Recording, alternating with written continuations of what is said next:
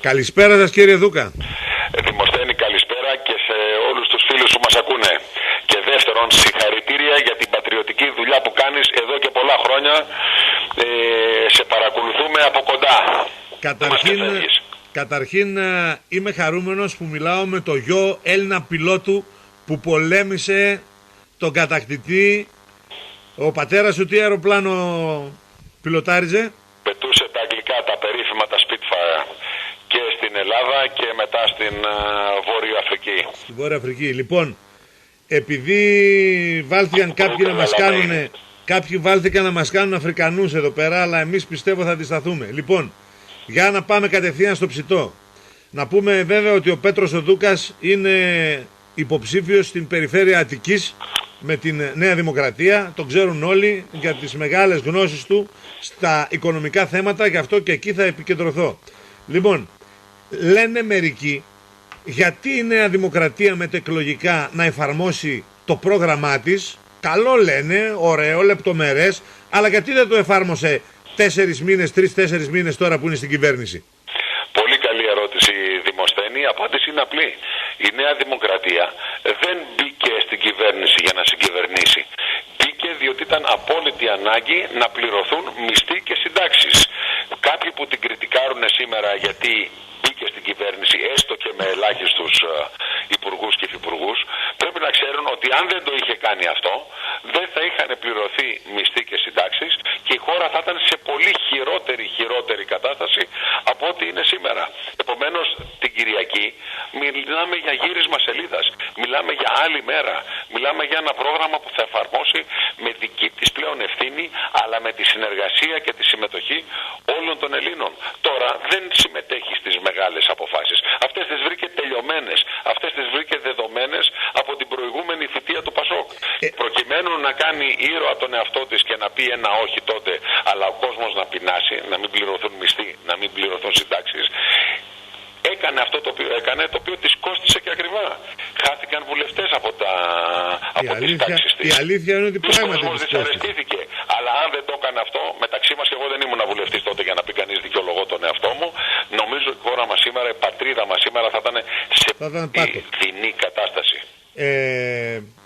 Επομένως, εσύ σαν οικονομολόγος, το πρόγραμμα αυτό το είδες. Το πρόγραμμα αυτό περιλαμβάνει μείωση φορολογικών συντελεστών. Λένε μερικοί, και πώς έχει δικαίωμα ο Σαμαράς να μειώσει τους φορολογικούς συντελεστές? Βεβαίως μπορεί να κάτσει να συζητήσει με τους εταίρους, γιατί τι λέμε εμείς, ότι τις υπογραφές που έχει βάλει η χώρα τις τιμάει, τον λόγο της τον τιμάει, αυτά που έχει αναλάβει να κάνει τα τιμάει, αλλά θα κάτσουμε με τους Ευρωπαίους εταίρους μας από την πρώτη μέρα και θα τους πούμε, χωρίς να πουλάμε τρέλα, χωρίς να πουλάμε εξυπνάδα, τυχοδιοκτισμό και ερασιτεχνισμό, είναι κάποια πράγματα που πρέπει να τα δούμε, όπως για παράδειγμα οι φορολογικοί συντελεστές, το ΦΠΑ, που έχουν διαλύσει την οικονομία. Δεν εισπράττεις λεφτά από αυτούς τους υψηλούς συντελεστές. Να τους κατεβάσουμε, να ανασάνει η οικονομία, πρώτον, και ο κόσμος να έχει κίνητρο να πληρώσει, διότι ο φόρος δεν είναι εξοδοτικός, και να υπάρχει ανάπτυξη ώστε να υπάρχουν εισοδήματα τα οποία να μπορεί να φορολογήσει. Επομένως, για παράδειγμα, προσέχτε, Δημοσθένη, 23% φόρος στην ναυπηγοεπισκευαστική ζώνη στον Πειραιά, στο πέραμα στην Τραπετσόνα. Πάει να χτίσει ένα ψαροκάικο και θα πρέπει να πληρώσει 23% φόρο. Όλα τα ψαροκάικα, όλα τα σκαριά κατασκευάζονται πλέον στην Τουρκία. Τίποτα στην Ελλάδα. 10/1 μας ρίχνουν ποιοι οι Τούρκοι που δεν έχουν απολύτως καμία ναυτική παράδοση. Μισό λεπτό, Πέτρο, μισό λεπτό. Εδώ με οδηγείς στο να πω το εξής. Επομένως, τι σόι μνημονιακό κόμμα ανεβοκατεβάζουν τη Νέα Δημοκρατία, αφού η Νέα Δημοκρατία, από αυτά που μου λες, θέλει να βγάλει το μνημόνιο με την έννοια της καταπίεσης και της αφραγκάς? Κοιτάξτε, ο μόνος λόγος που υπέγραψε αυτή τη δεύτερη σύμβαση ήταν για να μπορούν να πληρωθούν μισθοί και συντάξεις, να αγοραστούν φάρμακα. Η Ελλάδα ακόμη έχει ελλείμματα και τα ελλείμματα αυτά έπρεπε να τα καλύψει με λεφτά που θα έρθουν από την Ευρώπη. Για να έρθουν αυτά τα λεφτά στη χώρα, έκανε αυτή την πολύ μεγάλη αβαρία με προσωπικό κόστος ο Σαμαράς. Κράτησε πατριωτική στάση με προσωπικό κόστος, του φύγανε βουλευτές. Άκουσε τα εξαμάξεις από όσους ακούνε μνημόνιο και πολύ σωστά και σηκώνεται η τρίχα τους. Όλοι μας είμαστε τέτοιοι, δεν μας αρέσει το μνημόνιο. Αλλά είναι ένα πράγμα να πεις δεν μου αρέσει και θα κάτσω έντιμα να το ξαναφτιάξω, να το ξαναδώ. Είναι άλλο πράγμα να λες δεν πληρώνω να πάνε οι Ευρωπαίοι εκεί που θα πάνε και εγώ δεν θα πληρώσω. Επομένως εσύ σαν έμπειρος οικονομολόγος συμφωνείς, βέβαια εγώ το έλεγα εδώ και χρόνια και το ξέρεις προσωπικά ότι το έλεγα, αλλά το είπε και ο Σαμαράς κατά λέξη. Αλλά θέλω, εσύ είσαι ο expert που λένε, συμφωνείς ότι αν πέσουν οι φόροι θα εισπράξει το κράτος παραπάνω? Είναι πλέον σαφές, διότι με το που ανέβηκαν οι φόροι δεν εισέπραξε παραπάνω, διαλύθηκε ακόμη παραπάνω η οικονομία. Απλώς όλα πρέπει να γίνουν σε μια σταδιακή, συνετή βάση, αλλά σταθερή βάση. Αυτό που θα γίνει, θα γίνει. Δεν θα το λέμε και δεν θα το κάνουμε. Και δουλειά δικιά μου ως βουλευτής, αν με τιμήσει το εκλογικό σώμα με τη ψήφο του, θα είναι αυτή. Να πιέζω συνεχώς προς αυτή την κατεύθυνση. Από σένα, φίλε, αυτό που χρειαζόμαστε είναι αυτά που ξέρεις στα οικονομικά. Να επενδύσει από το εξωτερικό, κυρίως να ενεργοποιήσουμε τις μικρές και τις μεσαίες επιχειρήσεις στην Ελλάδα. Ο Έλληνας έχει αστήρευτη πηγή δύναμης. Αλλά τον έχουμε καταπλακώσει. Δεν μπορεί τώρα. Γιατί μας είχε φάει ο άλλος, πώς το λέγανε εκεί, ο ειδικός λέει του Παπανδρέου, ότι πρέπει να έρθουν 5 μεγάλοι επενδυτές και να σωθούμε. Και οι υπόλοιποι δηλαδή τι θα κάνουμε εδώ πέρα, θα πεθάνουμε? Όχι, όχι. Και κεφάλαια από το εξωτερικό χρειαζόμαστε, αλλά κυρίως να ενεργοποιήσουμε τις δικές μας δυνάμεις εδώ πέρα. Έχουμε πραγματικά δυνάμεις που είναι καταπλακωμένες. Να σηκώσουμε αυτά τα βράχια, τις πλάκες από πάνω μας και να μπορέσουμε να κάνουμε δουλειά. Ο Έλληνας και ο μικρός και ο μεσαίος και δουλευταράς είναι και νοικοκύρης είναι και επινοητικότητα έχει και δημιουργικότητα έχει. Αν τα απελευθερώσουμε αυτά, πραγματικά μπορεί να πάμε πολύ μπροστά. Αν έρθουν και ξένα κεφάλαια από το εξωτερικό, καλοδεχούμενα, τους φίλους μας στη Ρωσία κλπ., τόσο το καλύτερο. Μια και είπες Ρωσία, στον Πούτιν θα πάτε? Δεν είναι ανάγκη να πούμε ότι θα πάμε. Πήγε ήδη το πρώτο ταξίδι που έκανε στο εξωτερικό ο Σαμαράς, ήταν στον Βλαντίμιρο Πούτιν, με τον οποίο ξέρω ότι έχεις και επαφές και βοηθάς πάρα πολύ και βάζεις πλάτη. Βεβαίως και θα πάμε. Χρειαζόμαστε να στενέψουμε τη σχέση με τη Ρωσία. Όταν θα πάτε, εγώ μαζί σας. Θα πάμε παρέα, είχαμε ξαναπάει αν θυμάσαι. Και εγώ έχω να σου πω, ότι θα είχαμε κάνει θράψη, είχαμε πάει με 250 Έλληνες επιχειρηματίες. Ρεκόρ επιχειρηματικής αποστολής στη Ρωσία και μάλιστα μου λέγανε οι Ρώσοι υπουργοί θα αρχίσουν και αυτοί να κάνουν το ίδιο με Ρώσους επιχειρηματίες στο εξωτερικό. Μπορούμε να ανοίξουμε διάβλους για αγροτικά προϊόντα, για κομπιούτερ, για τουρισμό. 1002 πράγματα μπορούμε να κάνουμε μαζί με τους Ρώσους. Σαφώς και οι Έλληνες θέλουν να κάνουν πράγματα, αλλά τους εμποδίζει το υπερπολύπλοκο φορολογικό σύστημα. Παράκληση, ευχή και κατάρα. Πρέπει οπωσδήποτε να γίνει στην Ελλάδα ένα απλό φορολογικό σύστημα, ακόμα και σαν αυτό της Βουλγαρίας. Ένα απλό, να ξέρει ο καθένας ότι δεν θα εκβιαστεί, ότι μετά από λίγο δεν θα του ζητήσει κανείς παραπάνω, ότι δεν θα γίνει το ένα, δεν θα γίνει το άλλο. Αυτού του είδους το φορολογικό απλό σύστημα το έχετε κατά νου? Το έχουμε άμεσα κατά νου κιόλας. Πρέπει να κάνουμε κάποιες συνεννοήσεις. Γιατί δεν πρέπει να κάνουμε κάτι που θα μας στερήσει από τις επόμενες δόσεις. Έρχονται τώρα 450 εκατομμύρια να πληρωθούν σε 2 εβδομάδες. Πρέπει να κινηθούμε με τέτοιο τρόπο που δεν θα θέσει σε κίνδυνο τις επόμενες δόσεις, τους μισθούς και τις συντάξεις. Λοιπόν, θα κινηθούμε με έξυπνο τρόπο, με αξιόπιστο τρόπο. Για παράδειγμα, για να το πω τώρα από την εκπομπή τη δική μας που μιλάμε τώρα, μπορεί ο φόρος κληρονομιάς και ο φόρος γονικής παροχής να πέσουν στο 2%. Πες ότι έχεις 2 παιδάκια και αύριο χτύπα ξύλο κάτι πάθεις. Τι θα γίνει με ένα διαμέρισμα 50 ή 150 ή 200 τετραγωνικά και ένα... Δεν μεταβιβάζεται τώρα. Πώς θα μπορέσουν τα παιδάκια σου να το πληρώσουν? Θα πάει αμανάτο. Λοιπόν, τι λέω, να αφήσουμε ένα παράθυρο να μπορέσουν οι Έλληνες να περάσουν την περιουσία τους στα παιδιά τους και τουλάχιστον, καταλαβαίνω ότι η κατάσταση είναι ειδηνή, καταλαβαίνω ότι η φτώχεια, τη μιζέρια, τουλάχιστον να περάσουν την περιουσία τους στα παιδιά τους χωρίς κόστος.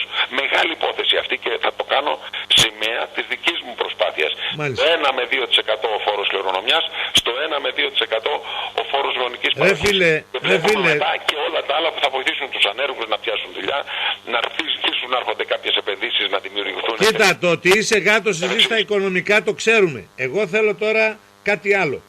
Όλοι αυτοί από την Τρόικα και τα λοιπά μας έχουν δώσει, θέλω μία επιβεβαίωση αν το λέω σωστά, μας έχουν δώσει κάποιους στόχους. Μας έχουν πιάσει από το λαιμό στο πώς θα πετύχουμε τους στόχους. Όταν δηλαδή το Πασόκ πήγε και τα κόψε όλα οριζόντια από τους παππούδες και τις γιαγιάδες. Δεν μπορούσε να γίνει αλλιώς? Νομίζω που βεβαίως και μπορούσε. Μα εκεί τα έκανε όμως και μα φέρνει στο Πασόκ. Γιατί η ομάδα την οποία έστειλε να παίξει απέναντι από την Τρόικα, τη Μέρκελ κλπ. Ήταν ερασιτεχνική. Αν είχε στείλει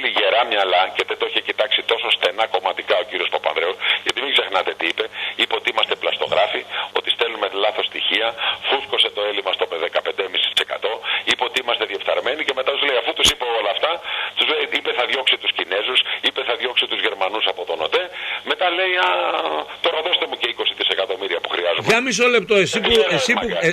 λεπτό, εσύ μας λες ότι είσαστε κλέφτες, ότι πλαστογραφείτε, ότι τα ελλείμματα είναι φουσκωμένα, ότι χρωστάτε παραπάνω και τώρα έρχεσαι και μας λες 20 δισεκατομμύρια. Έχω μια απλή ερώτηση, περίμενε, έχω μια απλή ερώτηση και την έχουν εκατομμύρια Έλληνες. Μέχρι που που έφερε το Δουνουτού ο Παπανδρέου, από τότε που βγήκε η κυβέρνηση, γιατί δεν πήρε κανένα δάνειο και περίμενε να ανεβούν τα σπρέντ για να πάρει? Διότι οι ίδιοι υπουργοί του και ο ίδιος έχουν βγει επίσημα στην τηλεόραση και έχουν δηλώσει ότι δεν περιμένανε σε εισαγωγικά αυτό τέτοια αντίδραση από τις αγορές. Όταν είσαι ερασιτέχνης, όταν δεν έχεις δουλέψει, όταν δεν έχεις διαβάσει καν αυτό το οποίο υπογράφεις, τι περιμένεις κανένα καλύτερο αποτέλεσμα? Τώρα πρέπει να φτιάξουμε την Εθνική Ελλάδος, τώρα είναι μια μεγάλη ευκαιρία να ανασυγκροτηθούμε, να ανασκουμποθούμε και να πάμε στην Ευρώπη και να πούμε, ξέρετε, πρέπει αυτά τα πράγματα να τα ξαναδούμε. Σεβόμαστε τις υποχρεώσεις μας, σεβόμαστε όχι μόνο την υπογραφή, αλλά και τον απλό λόγο που έχουμε πει. Τον σεβόμαστε, αλλά πρέπει να κάτσουμε σε ένα τραπέζι να δούμε κάποια πράγματα για το κοινό καλό. Και τι εννοώ το κοινό καλό?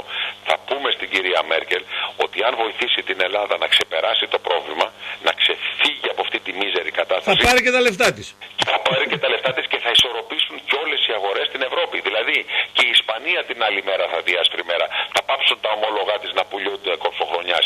Και η Ιταλία θα δει άσπρη μέρα. Και η γερμανική ψυχολογία για τις εξαγωγές των μηχανημάτων της και των προϊόντων τους θα βελτιωθεί πάρα πολύ. Τελικά βολεύει την Ευρώπη να βοηθήσει την Ελλάδα. Αλλά για να γίνει αυτό πρέπει να στείλουμε ομάδα Εθνικής Ελλάδος για να παίξει. Τελικά θέλω να γίνει. Θέλω, κύριε Δούκα, φίλε Πέτρο, θέλω να γίνει κάτι κατανοητό.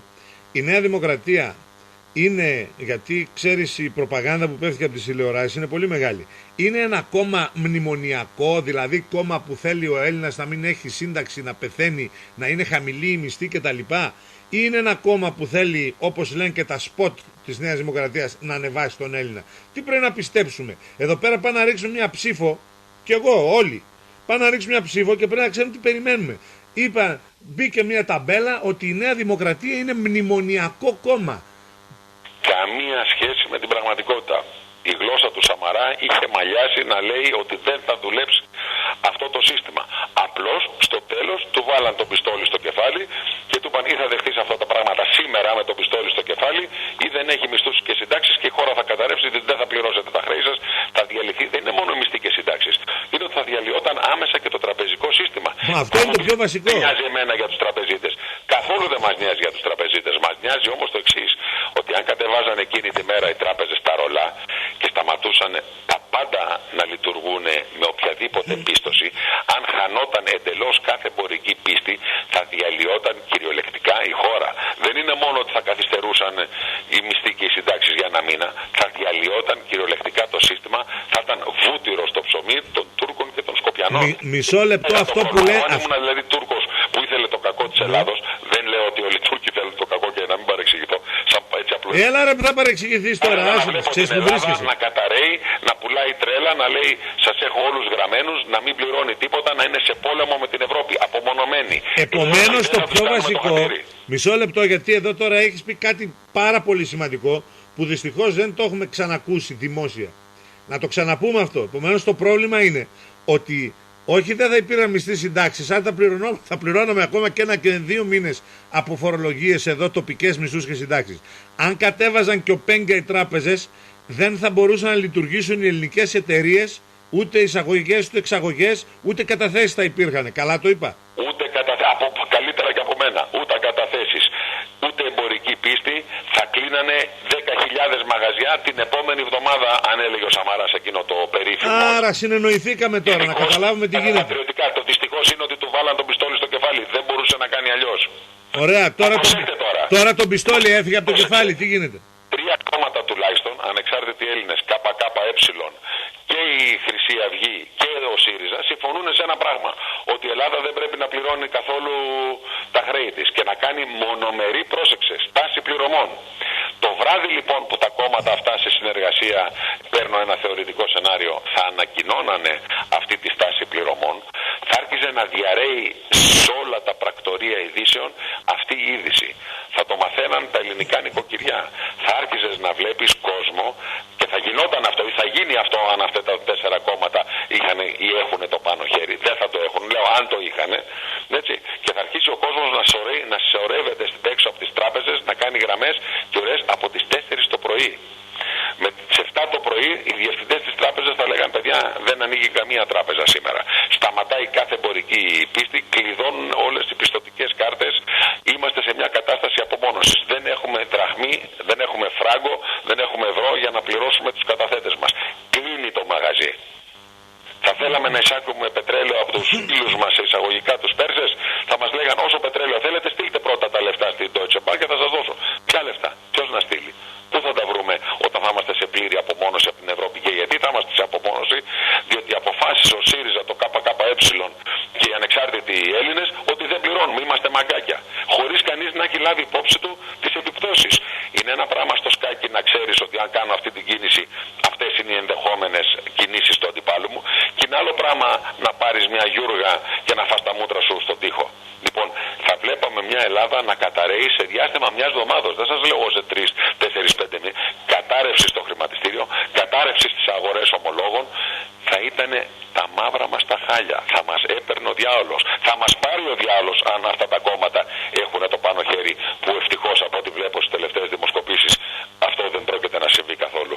Έχουμε πολύ μεγάλη μεταστροφή. Μπορεί να πει μην το πάρουμε επιπόλαια. Καταλαβαίνω μπορεί κάποιοι να είναι απογοητευμένοι από τη Νέα Δημοκρατία, να έχουν θυμώσει, να είναι αγανακτισμένοι, να μην τους πρόσεξε όταν ήταν η κυβέρνηση, να έκανε δηλαδή τι, δεν έκανε ρουσφέτικα η Νέα Δημοκρατία. Και να λες ας καταστραφούμε όλοι παρέα. Δηλαδή, γιατί το λες αυτό ότι είναι απογοητευμένοι όταν ήταν κυβέρνηση, δεν έκανε ρουσφέτικα η Νέα Δημοκρατία, θα έπρεπε να κάνει ρουσφέτικα δηλαδή. Όχι, αλλά πολλοί κόσμος μπορεί να θεωρήσει ότι αδικήθηκε, ότι δεν κάναμε τα πράγματα που έπρεπε να κάνουμε. Ο καθένας έχει τα προσωπικά του συναισθήματα. Δεν μπορώ να τα κρίνω. Σε μερικά οι άνθρωποι μπορεί να έχουν και δίκιο. Αλλά από το να είσαι θυμωμένος ή πληγωμένος ή λυπημένος ή στεναχωρημένος από μια μεριά και να αρχίσεις να τα σπάσεις όλα και να κάνεις το δικό σου το σπίτι λίμπα, είναι πολύ μεγάλη απόσταση. Πρέπει κάπου να τα δούμε τα πράγματα πιο ψύχρεμα. Λοιπόν, είναι ανάγκη να διαλύσουμε τη χώρα για να βγάλουμε το άχτη μας. Μισό λεπτό. Εδώ έχουμε ένα πολύ σοβαρό θέμα και αυτή τη στιγμή είσαι ένας άνθρωπος της οικονομίας, σαν οικονομολόγος, είπες κάτι που είναι πολύ σοβαρό. Αν δηλαδή, και μπορεί κάποιοι να σκεφτούν ότι αυτά που είπες τα τελευταία 2-3 λεπτά είναι κινδυνολογίες. Δηλαδή, αν βγει αυτή τη στιγμή οι ανεξάρτητοι Έλληνες, ο Τσίπρας, ο Κουβέλης μαζί και το ΚΚ και ποιος άλλος και πούνε εμείς φεύγουμε από το μνημόνιο, όλοι θέλουμε να φύγουμε. Το θέμα είναι πώς θα φύγεις. Φεύγουμε τώρα και δεν δίνουμε δεκάρα, μαγκιά. Η επόμενη κίνηση είναι κινδυνολογία να πούμε ότι θα πάει ο κόσμος στα ATM και στις τράπεζες να πάρει τα λεφτά του. Θα πάει, είναι η μόνη λογική. Γιατί το διάβασα σε blog αυτό ότι θα το κάνει. Προσέχτε, σήμερα αν θα πάει ένας καταθέτης και κάνει μια ανάληψη από την τράπεζα Α, ξέρω εγώ, τάδε η Β τράπεζα στην Καλαμαριά, η τράπεζα αυτή τα λεφτά που του δίνει τα παίρνει από την Τράπεζα Ελλάδος, η οποία Τράπεζα Ελλάδος τα παίρνει από την Ευρωπαϊκή Κεντρική Τράπεζα. Οι ελληνικές τράπεζες δεν έχουν λεφτά γιατί οι περισσότεροι πελάτες δεν αποπληρώνουν τα δάνεια. Είναι πανί με πανί. Λοιπόν, η Ευρωπαϊκή Κεντρική Τράπεζα μας έχει δώσει 140 δισεκατομμύρια ευρώ. Αν αύριο εμείς πουλήσουμε αυτό το τζαμπουκά, θα πάψει να μας δίνει οτιδήποτε. Θα σταματήσει. Θα πει εσείς έτσι δεν θέλετε μονομερός, δεν θέλετε να κινηθείτε. Κινηθείτε μονομερός. Πληρώστε τους καταθέτες σας μονομερός. Σώστε το τραπεζικό σύστημα, διότι δεν υπάρχει κράτος το οποίο να μην έχει τραπεζικό σύστημα. Και οι Τούρκοι ακόμη έχουν ένα ανθυρό τραπεζικό σύστημα για να κουνιέται η οικονομία. Θα μου πεις τώρα τι, μας δίνουν δάνεια, μας βοηθάνε. Όχι, γιατί είναι πληγωμένες οι τράπεζες. Φαντάσου όμως να μην σήμερα όταν πας στο κατάστημα θα πάρεις την κατάθεσή σου 50, 100, 500, 1000 ευρώ, 1000 τόσα, θα τα πάρεις. Αύριο δεν θα τα μπορεί να τα πάρεις ούτε αυτά αν γίνει αυτό που πρεσβεύουν κάποια κόμματα τα οποία μιλάνε με απίθανη ανευθυνότητα, με απίθανο τυχοδιοκτισμό, απίθανη επιπολαιότητα. Και δυστυχώς είναι πολλοί κόσμος που τα ακούει ωραία αυτά, πατριωτικά. Σου λέει είμαι υπερήφανος κύριε, θα τους δείξω εγώ στους Ευρωπαίους. Ναι, να τους δείξουμε στους Ευρωπαίους, αλλά με σκέψη, με σύνεση με την εθνική Ελλάδος, όχι στέλνοντας απέναντί τους τον Παναρκαδικό. Επομένως, μιλώντας με έναν ειδικό. Σήμερα. Λοιπόν, κοίτα Πέτρο. Μιλώντας επομένως με ένα ειδικό, τι καταλαβαίνουμε τώρα? Ότι δεν είναι μόνο το ότι από τους φόρους που εισφράττει το κράτος μπορεί και για 1 και για 2 και για 3 μήνες να πληρώσει μισθούς και συντάξεις. Το μεγαλύτερο μυστικό είναι τι θα κάνουν οι τράπεζες αν πούμε δεν πληρώνουμε φεύγουμε, και το μυστικό ήταν και τότε που υπέγραψε ο Σαμαράς, το ίδιο μας λες. Οι τράπεζες είναι το μυστικό, που έχουν τις καταθέσεις μας και εκείνες οι οποίες διακινούν την οικονομία ολόκληρη. Πολλοί κόσμος συγχαίει το τραπεζικό σύστημα με τους τραπεζίτες και λέει σκοτίστηκα εγώ τώρα αν θα σωθεί ένας τραπεζίτης που έχει μια μερσεντάρα 10 μέτρα να πάει από εκεί που ήρθε. Άλλο πράγμα είναι αυτό και άλλο να σωθούν οι τράπεζες, οι καταθέσεις μας, η δυνατότητα αύριο να δοθεί ένα δάνειο μόλις ισορροπήσουν τα πράγματα. Εμείς δεν θέλουμε να καταστρέψουμε το σύμπαν και νομίζουμε ότι πάνω στις τάχτες θα χτίσουμε αμέσως κάτι άλλο. Θα πάρει πάρα πολλά χρόνια να ξαναχτίσουμε κάτι το οποίο ήδη το έχουμε. Εδώ είμαστε στο τσακ να μπορέσουμε να πάρουμε τα πάνω μας. Και την ώρα που είμαστε στο τσακ να βελτιώσουμε τα πράγματα, να αρχίσουμε να φέρουμε επενδύσεις, θέσεις εργασίας, να τονώσουμε τη μικρή και τη μεσαία επιχείρηση, να δούμε δουλειές για τα παιδιά μας. Μάλιστα. Είμαστε πολύ κοντά σε αυτή τη φάση. Τώρα θέλουμε να τα κάνουμε. Το καταλάβαμε αυτό. Ο Σαμαράς, να πάω σε άλλο. Ο Σαμαράς είπε ότι θα επαναφέρει τους μισθούς και τα επιδόματα των πιλότων που το Πασόκ τους έκανε δημοσίους υπαλλήλους και τους είπαν ότι είστε δημόσιοι υπάλληλοι. Εμείς όλοι βέβαια συγχεστήκαμε πάρα πολύ, γιατί έχουμε ιδιαίτερη ευαισθησία για τις ένοπλες δυνάμεις και βεβαίως για τους πιλότους. Για τους πιλότους εγώ και λόγω καταγωγής, επειδή ο πατέρας μου ήταν πιλότος της πολεμικής αεροπορίας. Λοιπόν, ο Αντώνης Σαμαράς έχει κάνει μια πολύ σωστή ιεράρχηση αναγκών και ιεράρχηση εκεί που πρέπει να δοθεί ανακούφιση. Λοιπόν, αυτά τα οποία είπε έχει σκοπό να τα κάνει πράξη και θα εξοικονομήσουμε τα λεφτά που χρειάζεται να εξοικονομήσουμε για να τα κάνουμε αυτά πράξη. Αλλά πρέπει την Κυριακή να δοθεί στη Νέα Δημοκρατία μια ισχυρή εντολή. Δεν πρέπει απλώς να είναι το πρώτο κόμμα με μεγάλη διαφορά. Πρέπει να είναι το πρώτο κόμμα με πολύ μεγάλη διαφορά για να μπορέσει να κάνει σωστά τη δουλειά της.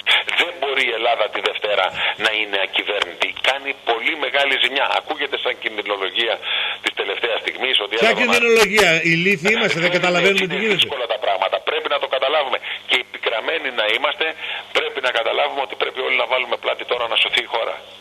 Δεν μου λες εσύ, σαν άτομο. Γιατί εδώ έχει πέσει πολλή προπαγάνδα και η προπαγάνδα, ξέρεις, από τα μέσα μαζικής παραπληροφόρησης, όπως τα λέω εγώ, περνάει πολύ. Πέρασαν δύο έννοιες, μνημονιακός, αντιμνημονιακός, που για μένα από την αρχή δεν στεκότανε. Γιατί η Ελλάδα, ας πούμε, κάθε φορά που έπαιρνε ένα δάνειο από το 1974 και μετά υπέγραφε και ένα μνημόνιο. Καλά το λέω αυτό? Πολύ καλά, όλοι είμαστε αντιμνημονιακοί. Σε κανένα δεν αρέσει να έρχεται κάποιος απ' έξω και να επιβάλλει όρους επιβίωσης. Οι όρους τους οποίους αυτός θεωρεί απαραίτητος για να μπορούν να αποπληρωθούν. Πολύ ωραία. Ρωτάω ένα έμπειρο οικονομολόγο. Αλλά άλλο το να είσαι αντιμνημονιακός και άλλο να διαλύσεις τη χώρα σου στα πλαίσια μιας λεγόμενης υπερήφανης αντιμνημονιακής πολιτικής. Πολύ ωραία. Η υπερηφάνεια προέρχεται από τη δύναμη, προέρχεται από το να είσαι σταθερός, από το να είσαι δυνατός, από το να βελτιώνεις τα πλάματα, από το να έχεις γνώση.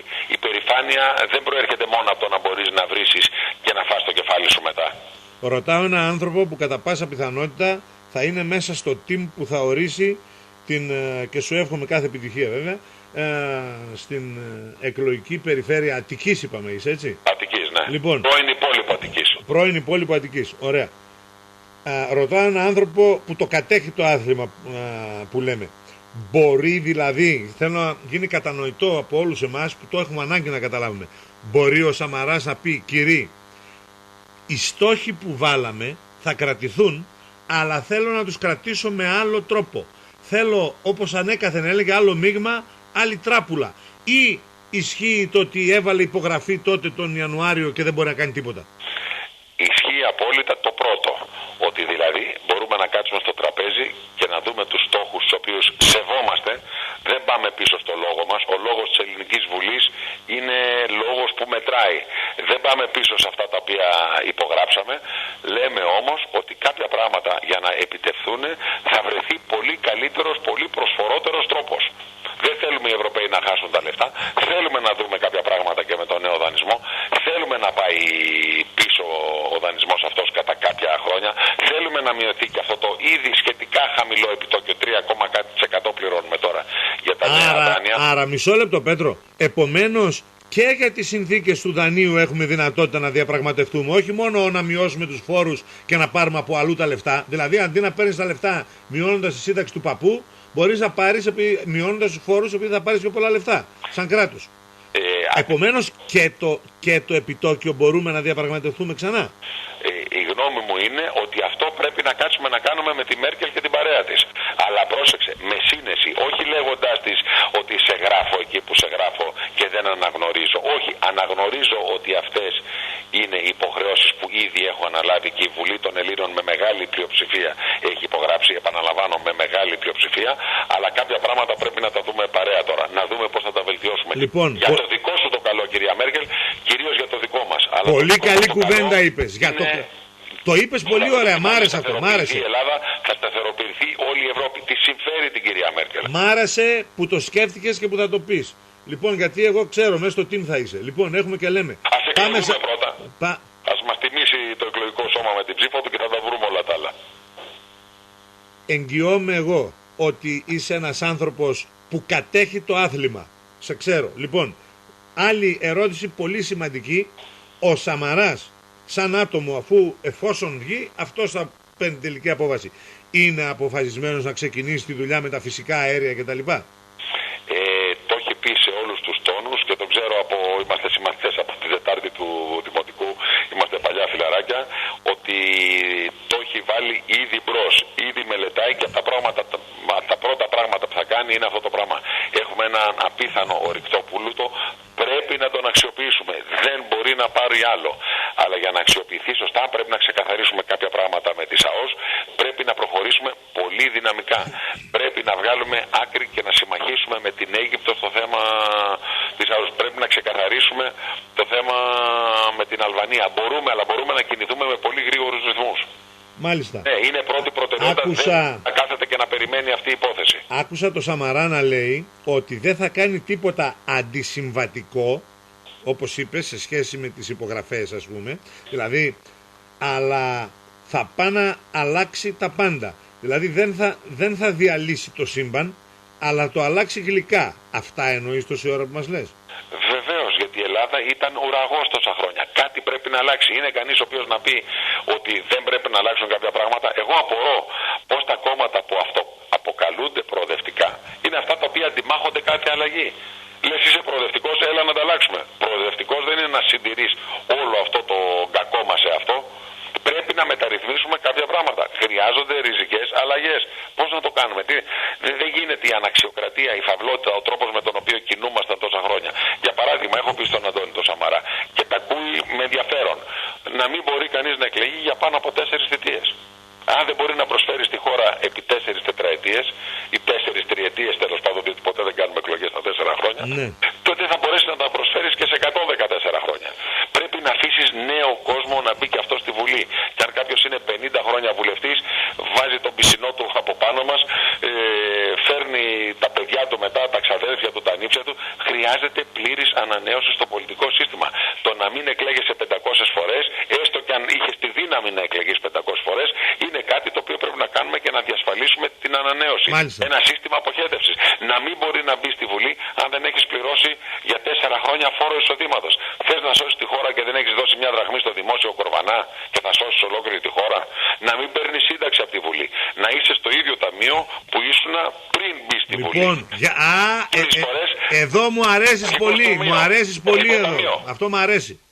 Γιατί αυτό το λέω κι εγώ. Πάει ο άλλος 4 χρόνια μες στη Βουλή και παίρνει σύνταξη, ξέρω εγώ, εφόρου ζωής. Είναι προκλητικά πράγματα αυτά. Συμφωνώ και υπερθεματίζω και το έχουμε συζητήσει αυτό. Πάω σε άλλο θέμα τώρα. Πρέπει να αλλάξει αυτή η χώρα. Τι να κάνουμε τώρα?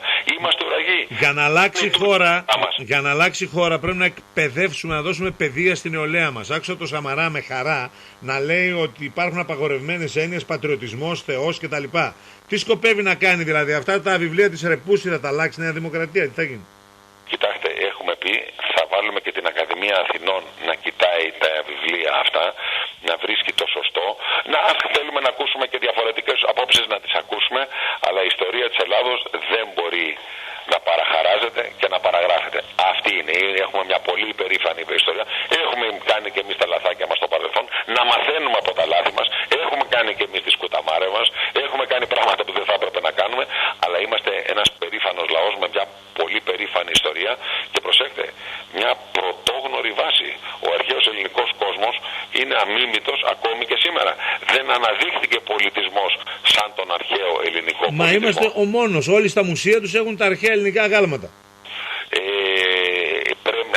Ακριβώς. Είναι πάρα πολλά τα οποία πρέπει να γίνουν. Και τι λέω εγώ, αν κάτσουμε με την εθνική Ελλάδος, βρούμε τους κατάλληλους ανθρώπους, θα βελτιώσουμε και τις ιεραρχήσεις που έχουμε κάνει, θα βελτιώσουμε και το πρόγραμμα που έχει βγάλει η Νέα Δημοκρατία. Δεν είναι τίποτα γραμμένο πάνω σε γρανίτη. Αν κάτι μπορεί να βελτιωθεί, εδώ αυτό μ' αρέσει που το λες. Τίποτα δεν. Αυτό μ' αρέσει. Είσαι νεοδημοκράτης, δεν είσαι από όπου σε όλα τα κόμματα, σε όλες τις κοινωνικές ομάδες, σε όλες τις πόλεις και τα χωριά υπάρχουν καλοί Έλληνες που μπορεί να βοηθήσουν. Από όλους πρέπει να πλήσουμε δυνάμεις και ό,τι δεν είναι σωστό να το φτιάξουμε. Και αν κάνει λάθη και καινούρια λάθη η Νέα Δημοκρατία, εδώ είμαστε να την βοηθήσουμε να τα βελτιώσει. Αλλά μην πάμε σε καταστροφικές πολιτικές πριν καν ορθοποδήσουμε και αρχίσουμε να βάζουμε τα πράγματα σε μια τάξη. Σε περίπτωση που δεν σχηματιστεί κυβέρνηση, τι θα γίνει? Κανονικά πας εκλογές μέσα σε 30 μέρες από το μη σχηματισμό κυβέρνησης. Ελπίζω να μην βρεθούμε σε τέτοια κατάσταση. Ελπίζω ο κόσμος να καταλάβει ότι χρειαζόμαστε μια ισχυρή πλειοψηφία. Χρειαζόμαστε υπεύθυνη κυβέρνηση. Δεν μπορούμε να πάμε σε τυχοδιοκτικές επιλογές. Δεν μπορούμε να πάμε σε επιπόλαιες επιλογές που θα μας φέρουν πολύ χειρότερα από ό,τι είμαστε σήμερα. Νομίζει κανείς ότι είμαστε χάλια σήμερα και πράγματι είμαστε. Αλλά το χάλια μπορεί να το διαδεχτεί το 3 φορές πιο χάλια. Και μπορεί να αποδυναμωθούμε και όσον αφορά τα θέματα των Σκοπίων και της Τουρκίας και τις διαφορές τις οποίες έχουμε. Έτσι, εδώ μιλάμε και για πατριωτικά πράγματα τώρα. Ότι δεν μπορεί να είμαστε αδύναμοι. Δεν μπορεί να βαθίζουμε στο αύριο στα κουτουρού. Λέγοντας μεν στα καφενεία ότι είμαστε περήφανοι, αλλά στην πράξη να είμαστε παντελώς αδύναμοι. Η περηφάνεια σημαίνει δύναμη. Ρωτάγαν παλιά τον σπουδαίο βασιλιά Αγισίλαο μέχρι πού φτάνει η επικράτεια της Σπάρτης. Και τους έδειξε ένα δόρυ, μια σάριζα 10 μέτρα και λέει: όπου φτάνει αυτή, εκεί φτάνει και η Σπάρτη. Λοιπόν. Ωραία, μεγάλε, δυνατά και ελληνικά. Έτσι, δυνατά και ελληνικά. Όπως είναι και το σύνθημα. Η Ελλάδα δεν έχει το δόρυ που θα της επιτρέψει να επιβάλλει τα εθνικά της δίκαια. Δεν μιλάω να δικήσουμε κανένα, για τα δίκαιά μας μιλάω. Δεν νομίζω ότι η Ελλάδα συστηματικά αδίκησε. Ίσα-ίσα οι Έλληνες έχουν τη συνήθεια όπου βλέπουν ένα αδύναμο να πάνε να σταθούν δίπλα του. Όπου βλέπουν ένα αδικημένο να πάνε να σταθούν δίπλα του. Ακριβώς έτσι, Δημοσθένη. Είμαστε λαός φιλότιμος και τη φιλοτιμία μας την πληρώνουμε καμιά φορά. Δεν πειράζει. Ας κάνουμε εμείς το σωστό και ας μην μας βγει σωστά. Εγώ πάντως. Και αν δεν μας βγει σωστά, ας μην μας βγει. Πάντως θα έχουμε το δίκαιο με το μέρος μας. Από ό,τι είχες δει και εσύ στο διαδίκτυο, όταν είχε βγει ο Παπανδρέου πρωθυπουργός και ακόμα από το 2009 είχα βάλει ένα άρθρο με βέβαιη ημερομηνία, το οποίο το πήγα και σε αρχηγούς, δηλαδή ο κόσμος μπορεί να δει ότι δεν λέω τι να είναι, έχει ημερομηνία το άρθρο στο διαδίκτυο και το μοίρασα. Ήταν ένα σύστημα πώς μπορεί να βγει από την κρίση πριν καν μπει στο μνημόνιο. Αυτά όλα που πρότεινα εντελώς συμπτωματικά, θαυμαστικό, ερωτηματικό κτλ. Είναι το πρόγραμμα της Νέας Δημοκρατίας. Όταν το είδα, ενθουσιάστηκα και λέω: θα μπορέσει η Νέα Δημοκρατία να το κάνει αυτό? Γιατί δεν είναι να πεις ότι το είδα από τη Νέα Δημοκρατία και μ' άρεσε. Το έλεγα εγώ ο ίδιος και είναι γραμμένο με βέβαιη ημερομηνία. Ήταν επιστολή μου στον Παπανδρέου. Λοιπόν, θα μπορέσει η Νέα Δημοκρατία να κάνει το πρόγραμμα του ελάχιστου και ταπεινού Λιακόπουλου, αν το πούμε έτσι? Είπαμε πριν ότι πρέπει να φτιάξουμε την εθνική Ελλάδος με τους σωστούς ανθρώπους, με τους καλύτερους Έλληνες που υπάρχουν, και μιλάω όχι μόνο μέσα στο στενό κομματικό πυρήνα της Νέας Δημοκρατίας, αλλά σε όλα τα μήκη και τα πλάτη της Ελλάδας. Νομίζω μπορεί να φτιάξουμε πολύ δυνατή ομάδα. Η δυνατή ομάδα θα τα φέρει σε πέρας όλα αυτά. Ούτε εγώ, ούτε εσύ, ούτε μόνος του Σαμαράς. Η ομάδα που θα φτιάξουμε, που θα είναι πραγματικά ό,τι καλύτερο έχει να αναδείξει η Ελλάδα, αυτή μπορεί να κάνει θαύματα. Και θα κάνει θαύματα. Για να κλείσουμε εν κατακλείδη, θέλω για τρίτη φορά να διευκρινιστεί. Ο σκοπός της Νέας Δημοκρατίας είναι δηλαδή να μην έχουμε την Τρόικα εδώ και να μπορέσουμε να κάνουμε κουμάντο, ή θέλουμε την Τρόικα σαν άλοθη για να παίρνουμε μέτρα? Δεν θέλουμε την Τρόικα. Η Τρόικα δεν είναι αυτό που μας γεμίζει υπερηφάνεια, αλλά πρέπει να καταλάβουμε ότι εμείς πρέπει να αλλάξουμε. Εμείς πρέπει να φέρουμε τα πάνω κάτω. Και όταν τα φέρουμε τα πάνω κάτω εμείς, με την εθνική Ελλάδος που θα πρέπει να αναδείξουμε, τότε νομίζω μπορεί και η Τρόικα να πάει σπίτι της και να ζήσουν αυτοί καλά και εμείς καλύτερα. Και εμείς καλύτερα. Λοιπόν. Το μεγάλο είναι ότι μπορούμε να τα καταφέρουμε, αλλά πρέπει να βάλουμε όλοι πλάτη. Όχι μόνο στο Σαμαράς. Πρέπει όλοι να βοηθήσουμε σε αυτή την κατεύθυνση. Λοιπόν, σου εύχομαι κάθε επιτυχία στην περιφέρεια Αττικής, πρώην υπόλοιπο Αττικής είπαμε. Εγώ, Δημοσθένη, σε ευχαριστώ πολύ και συγχαρητήρια για την προσπάθεια την οποία κάνεις. Πέτρο, να είσαι γερός. Από τίποτα. Πέτρος Δούκας, ένας πράγματι μεγάλος οικονομικός εγκέφαλος. Ό,τι και αν γίνει, η Ελλάδα σε χρειάζεται. Χρειαζόμαστε την πείρα και τη γνώση σου. Να είσαι καλά, δυνατά και ελληνικά. Ευχαριστώ. Καλή συνέχεια. Καλό κουράγιο. Να είσαι καλά. Γεια.